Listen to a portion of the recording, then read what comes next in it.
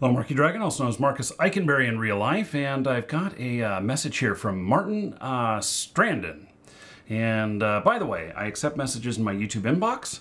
Message me if you got something to say. I may do a video about it, or I may just look at it and go, delete. This one wasn't deleted. So, he says, I've watched your videos for a couple of years now, and I'm very good about explaining things. Well, that's good, I guess. So, yeah. So he wants help making sense of something. And that something is Aimbotters. The problem is, the problem I have is people who use cheats, aimbots and such in games.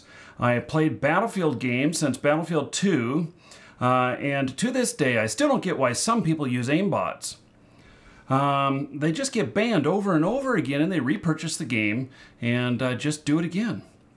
So, you know, this is the deal with aimbots. One is that it's kind of a flaw in how these games are designed that allows this to happen. People are able to make third-party software that makes it show up on the screen exactly where another person is, and they are able to, you know, do an auto fire, or it can just be, you know, information showing you where they're located, and other cheats around that area. But in all, it's cheating. Now, people play these games are highly competitive, and so when you're playing these games and you have you have people that will cheat and that have money that don't necessarily care, or they think that they are immune and that they won't get caught because they are too smart. And I can tell you that the really smart criminals in real life, they don't get caught. But they also don't do dumb things like allow other people to know that a crime has even taken place.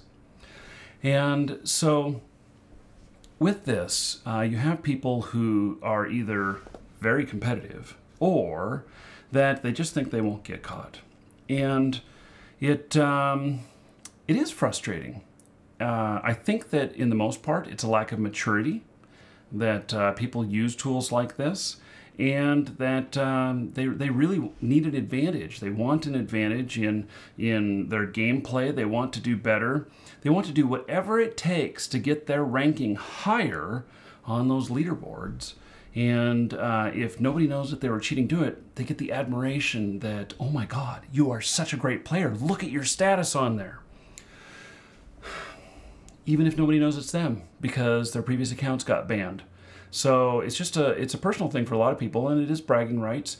And there are actually groups of people who get together that talk about all these different ways to play the system, to play the game, and it becomes not just a game of, hey, I'm in Battlefield 2, I'm going to shoot you, I'm going to get a point. It becomes, hey, I'm going to kill as many people as I can before I get busted, and that's the game. So just think about that. That the game it's a game within a game. It's the Matrix. It's Inception. It's really about it's another form of the game. Or people get bored with their games, and so they start to take extra risks with their account that they wouldn't normally do. Now, what's interesting is a lot of people will pay for these. You know, there's a thriving market out there for people who are willing to pay for these things. But do it honestly, people. If you're using cheats, come on, you know? I get why you're using them. I get why you want the game to be easier after you've played for a long time, or why you want that little bit of advantage. I get that. And but the games are here for us to have fun. And we want to have fun, and that really detracts from it. Let me make an analogy to this. In the U.S., there's been a lot of talk lately about doping in baseball, and about how some of the baseball players, not all, but some of the baseball players are using illegal drugs, and they're playing the system to pass their drug tests and everything, and then have this higher performance in the game. And try not to get caught. Eventually, they do get caught. And, so it's very unfortunate, but in the game of baseball, many of the people who hold these records, these really big records, it's been found out that they were doping, that they were cheating. Look at what's his name, did Livestrong and everything, Armstrong, and the whole thing around him. I mean, I'm talking about, these are people from my own country that are making us look bad, but they're so competitive that they're willing to risk everything to win the game. And I think that that's part of human nature, but it's not a side that I particularly enjoy.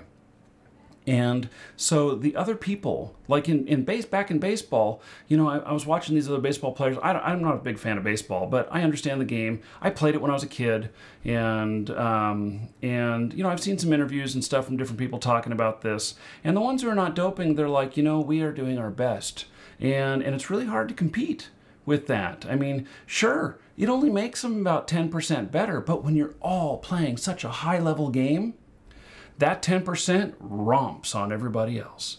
And so you see the draw of why they want to do that? Yeah. So anyway, okay, I hope that helps. And me, I just love to play the game. I get accused of cheating. I used to get accused of cheating all the time in Infestation, War Z, and it was so dumb. Because if anybody saw my record and saw how many times I died, they'd know that I wasn't cheating. They know that I should be cheating just to equal out with everybody else. But that's not my style. Thanks for the question, Martin. I'm Marky Dragon. Take care. Now we're going to switch gears from the previous subject and end this up with asking you a question. Would you like to be self-employed with making videos on YouTube and live streaming? If the answer is yes, continue watching. If the answer is no, this is the end of the video. Go ahead and go on to the next one. So, as many of you know, we've created the Marky Dragon Network, which is a YouTubers network focused on gamers, but also with focuses in other areas such as entrepreneurs, art, and some other ancillary things that really go good with gaming. I have some links in the description below. One is for our network homepage, the Marky Dragon Network, and another is for our YouTube channel, which you can learn more about the network. It's got some stuff that's a little bit pitchy, but it's also got a lot of education stuff. And then we have the Marky Dragon Live channel, which I've also linked to below. That one is where we do our partner hangouts. Now, it sounds kind of boring, a partner hangout, but I can tell you those videos, those hangouts are packed with great information on how to make your channel better. Whether you're a partner or not, you can watch them and learn. So if you want to work towards making your living online by making videos, then I would like you to join us. Our goal is to take anyone who's willing to put in the work and willing to put in the effort and really wants to become self-employed making videos for YouTube and live streaming, that we are here to help. That is what we want to do for you. That is our goal for all of our partners. And so please consider joining us. Links in the description. I'd love to work with you and help you build your channel and grow and work toward getting you to the point of making it your full-time job, where it's the income that you depend on for your living and nothing else. So thank you very much, and click those links below. I'm Marky Dragon. Take care.